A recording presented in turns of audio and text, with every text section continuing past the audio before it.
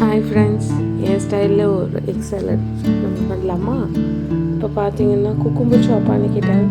Cucumber தோலோடு சாப்பிடணும்னு சொல்கிறாங்க, அதுதான் நல்லதுன்னு சொல்கிறாங்க. எனக்கு ஐடியா இல்லை, சரி ட்ரை பண்ணி பார்த்தேன். ஆனால் எனக்கு கொஞ்சம் ஹார்டாக தான் இருந்துச்சு. நெக்ஸ்ட்டு கேப்சிகம், ஆனியன், டொமேட்டோ இதெல்லாம் போட்டோம். இதுதான் எனக்கு தெரிஞ்சு பேஸு. கேப்சிகம் நிறைய பேர் போட மாட்டாங்க, ஆனால் நான் என்கிட்ட இருந்தனால போட்டேன்.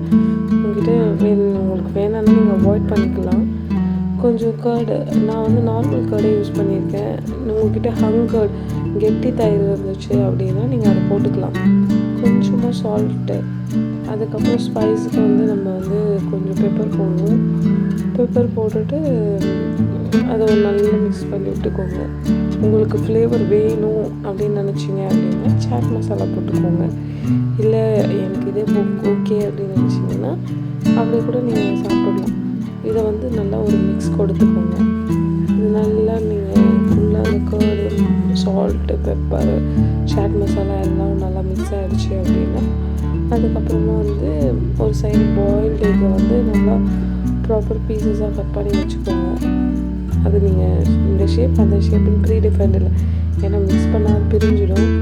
ஸோ கட் பண்ண எக்கை இதோடு சேர்ந்து மிக்ஸ் பண்ணிக்கோங்க. இதை ரொம்ப அடித்து மிக்ஸ் பண்ணாதீங்க. ஒரு சிலருக்கு யோக் மிக்ஸ் ஆன ஸ்மெல் பிடிக்காது. ஸோ இல்லை உங்களுக்கு பிடிக்கணும், வெல் அண்ட் குட். பிடிக்காது அப்படின்ற பட்சத்தில் இந்த மாதிரி மிக்ஸ் பண்ணிக்கோங்க லைட்டாக.